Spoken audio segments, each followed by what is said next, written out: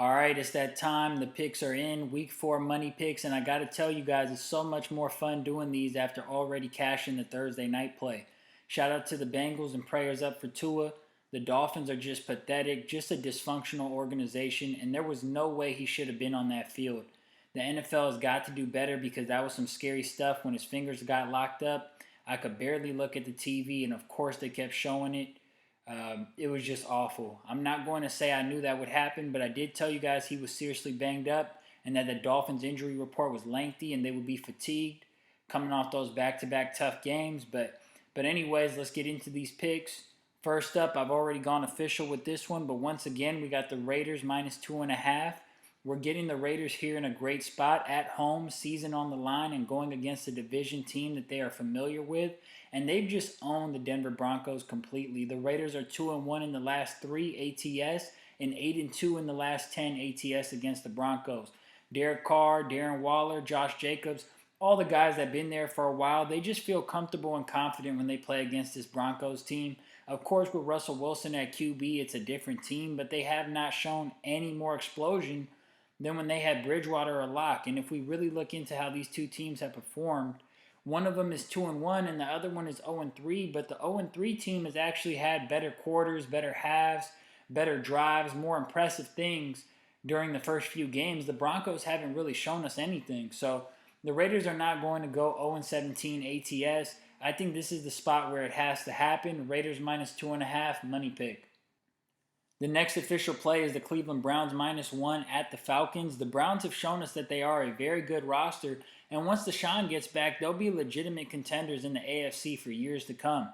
But even with Brissett, this is a well-oiled machine that can win regular season games. Stefanski doing a real good job. The most impressive thing for me with this Cleveland ball club is how they responded to the meltdown against the Jets. They could have hanged their head, but they went home on a short week and they took care of business against a Mike Tomlin-led team.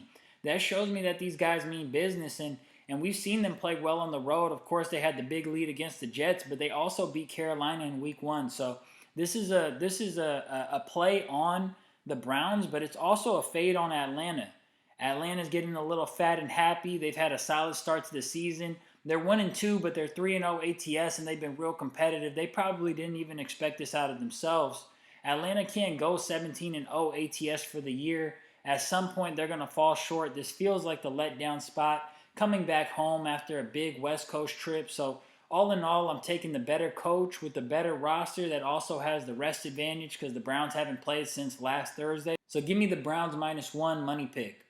The third play of the week is the Kansas City Chiefs at the Tampa Bay Buccaneers.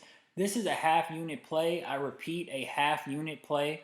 Whatever you normally bet half of that on this game. And the reason for it is because there's not a lot of fundamentals to this game. There's not a lot of statistics that I can give you. And it's still Tom Brady at the end of the day. So we're going to show respect to Tom Brady. In Week 1, I was kind of leaning Cowboys a little bit. That's probably the only game that I was wrong on in Week 1. I really was on top of it in Week 1. But I did think Dallas would get them by a little bit, at least cover the spread. And in Week 2, I was going back and forth with the Saints and the Bucks. I kind of like the Bucks, but just looking at how the Saints have owned them, it was hard for me to really go with that. And in Week 3, I did like the Packers. So I haven't really liked what I've seen with the Bucks. I wasn't high on them coming into the season. It's just been a mess going on in Tampa right now. But it's still Tom Brady at the end of the day. So as much as I want to fade him, as much as I want to maybe take him in this spot, whatever the case is, it's Tom Brady. So I'm being a little hesitant. But all signs to me point towards taking Kansas City, so that's why we got to take them, but we'll make it a half unit out of respect. And the reason why we have to take the Chiefs is because we're getting them in a great spot. Last week we faded Kansas City in what was a trap game on their schedule. Now we get them fully focused and motivated on primetime with a chance to bounce back and get revenge on the Bucks. They're bouncing back from the game against the Colts, and they're also getting revenge against the Tampa Bay Buccaneers for what happened in the Super Bowl. This Chiefs team also beat the Bucks last time they played in the regular season. They didn't cover the hook. It was 3.5, -3.5 Chiefs. But they did beat Tampa Bay in Tampa. I believe it was Week 12, the year that they saw each other in the Super Bowl. So Tampa Bay hasn't played one completely good game all year long. They haven't had a game where all three sides, all three units on the field played well. And I'm worried that the storm and Brady's home issues, everything that's going on in that area, is going to impact them.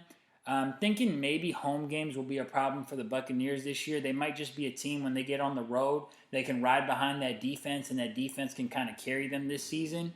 We saw last week at home they couldn't even get past Green Bay when the Packers only had 14, and the Packers should have had more than 14. Aaron Jones fumbled at the goal line. Things didn't really go their way. Rodgers threw a pick. He never throws picks, but Green Bay was kind of, especially in that first half, first few drives, they were moving up and down the field very well on Tampa Bay. So I think this Kansas City Chiefs offense is more explosive than Green Bay. I think Kansas City should get at least 20 points, and I'm not sure if the Bucks can do the same. So we're going to take the Chiefs at a pick 'em. I'm getting them at a pick 'em right here. Chiefs pick 'em is a money pick. I'm not like, if the Chiefs are +1, -1, I would still go the Chiefs. I don't think it's going to be a big deal. So once again, the official plays for Week 4 are the Las Vegas Raiders -2.5, the Cleveland Browns -1, and the Chiefs pick 'em. We did cash already with the Bengals on Thursday night, and I may have another play for you guys on Monday night. Wink, wink, nudge, nudge. Follow me on all the socials, cough, cough. Good luck to everybody this weekend. Let's get it. Till next time, peace.